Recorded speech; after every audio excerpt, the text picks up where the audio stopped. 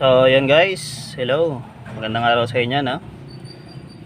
Ngayon, may ginagawa tayo. Honda Civic siya, no? Na LXI.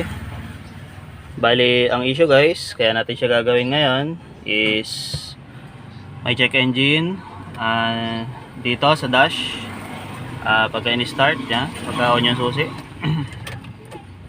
Yan guys, no? Naka-check engine siya, nakailaw, no? Then pag in-start, yan, nakailaw siya guys, no? Check engine. Bali, sabi ng customer guys, wala namang complaint sa takbo, maayos naman. Pero iniisip kasi niya baka may issue or baka may problema.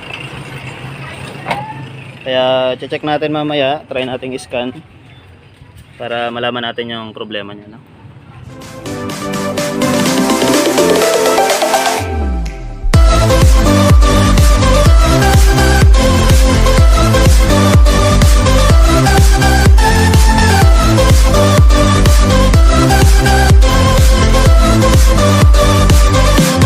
So yan, ang natin gagawin guys is magtanggal muna tayo ng cover, no, sa gilid-gilid para lumabas yung ECU natin tsaka yung socket niya.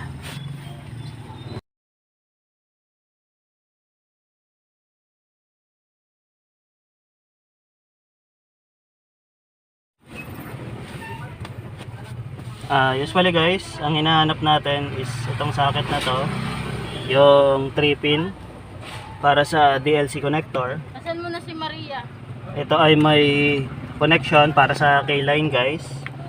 Pero since wala tayong adapter, no, gagawin natin, maglalagay tayo ng adapter ng OBD connector guys, tulad ng ganito. And then ipipin out na lang natin siya, no.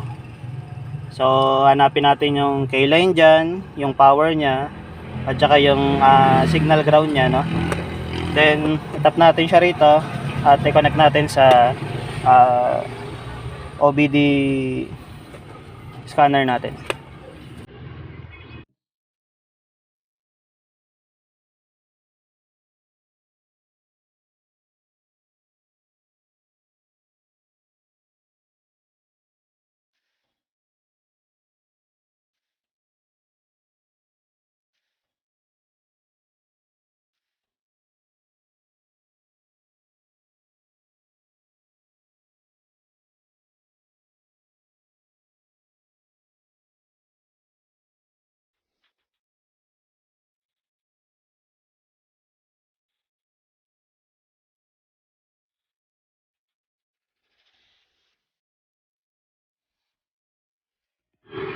Yan, ito na guys.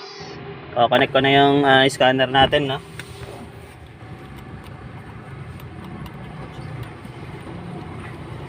Check natin kung magpa-power up siya.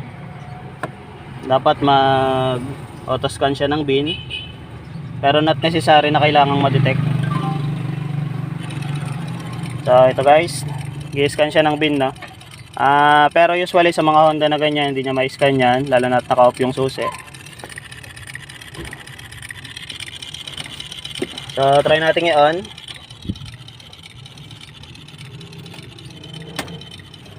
Yan, naka-on siya ngayon guys, no?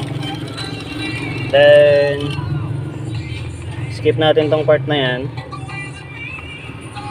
Mag-diagnose tayo ngayon, no?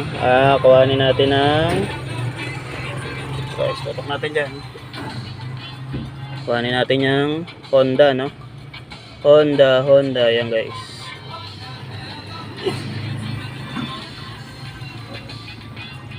Actually 3 pin siya, pero sasabihin natin 16 pin DLC siya kasi pinin out naman na natin.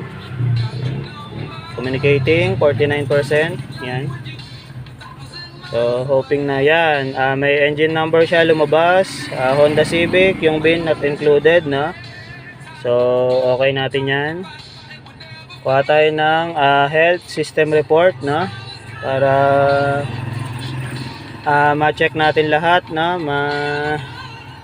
full system scan natin siya, no. So may lumabas na code isa para sa makina guys. Lipat natin banda rito yan guys. So ito guys, tapos na siya mag-scan na. Bali, ang system lang kasi na meron dito sa Honda natin na LXi is yung sa ECU lang ng box, wala nang other na ECU. Tingnan natin, sabi niya rito guys, yung ECT sensor, circuit high input. So engine coolant temperature sensor, circuit high. So usually guys, pag yan yung problema, medyo hard starting or mahaba yung redondo, tingnan natin kung may kinalaman to roon, sabi ng may-ari na wala naman siya nakitang issue pag pinapa-under, pero check natin, wala raw problema sa takbo, yan ang sabi niya, pero ang gagawin natin guys, try natin siyang start ngayon, usually kasi pag ECT ang may problema guys, medyo mahaba ang redondo lalo na sa umaga. Pero saka yung fuel consumption, apektado kasi nga hindi niya alam kung malamig na or mainit ba yung makina, Pero check natin, subukan natin i-start. Yan. Napansin nyo guys, medyo mahaba yung ikot ng makina, matagal ang redondo. So feeling ko may kinalaman yung ECT natin dyan kasi may ginawa na kami dating ganyan din yung naging issue. Then mangyari nyan guys, lalabas tayo, check natin yung ECT nya, check natin yung wiring nya, check natin kung good pa siya, So ito, dito tayo sa labas ngayon, bali gagawin natin, locate natin yung ECT para sa Honda na to, Bali yung ECT nya guys, yan, ito yan. So kailangan natin i-check yung connection nya kung maganda, kung may putol. So yan, ito napansin ko guys, putol yung ground nito ng ECT, So maaaring ito yung dahilan kaya siya sira, kaya nadetect niya na circuit high. So ang gagawin natin guys, bubunutin natin tatry ko maghanap ng socket ng ECT kung may makita akong ganyan. Ito palang isa niyang wire, yan, parang paputol na rin, umiikot na, tsaka hindi na maganda yung connection. Nato muna kami. So malamang sa malamang buo pa tong ECT natin, ewan ko lang, malaman natin mamaya. So try muna nating i-repair itong problema natin dito, magtingin muna tayo ng spare na socket ng ECT natin kung may makuha tayo.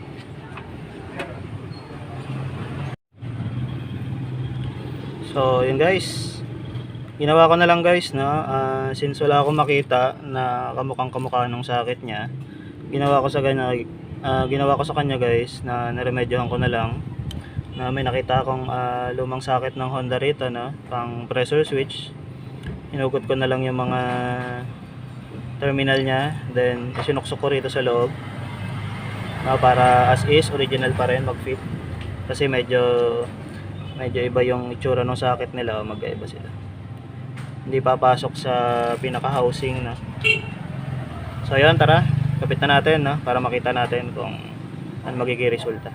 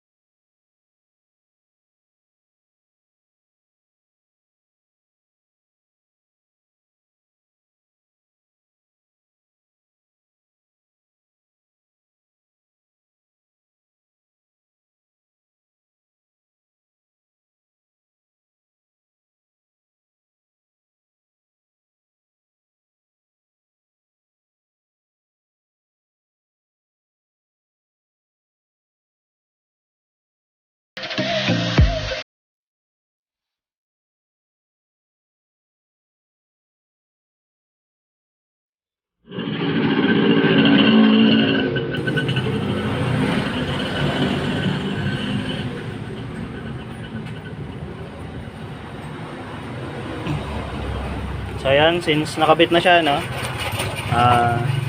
try nating i-clear yung code, gamit ang scan tool natin.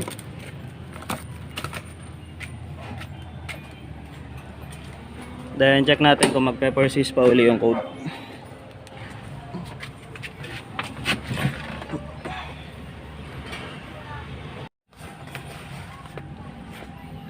Bali, ito yung code natin kanina, no? Yung ECT sensor circuit high, na. So, try natin i-clear yung code niya.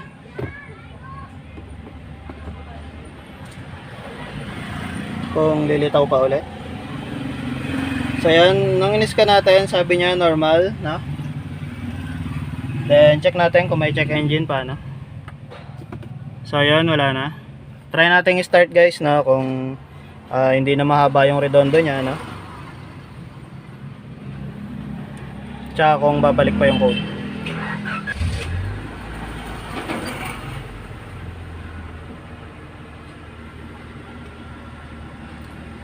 So ayan, wala nang check engine, na.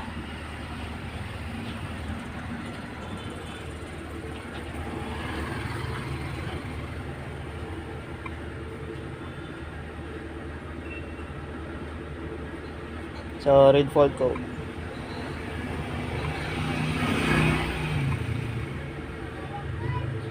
Yan, no trouble code, guys. So ngayon, dahil okay na yung Honda natin, gagawin lang natin, guys, is hayaan na lang natin siyang umandar muna, no, para makapag-relearn yung makina niya, since meron siyang bagong data na pumasok, no, gamit yung ECT natin. So hopefully gaganda rin yung pagtakbo nito, tsaka fuel consumption niya, no, since magiging accurate yung pag-base ng computer doon sa amount ng fuel na i-spray niya, dahil alam niya na yung temperature kung ano, no. So ayan lang, guys. Thank you.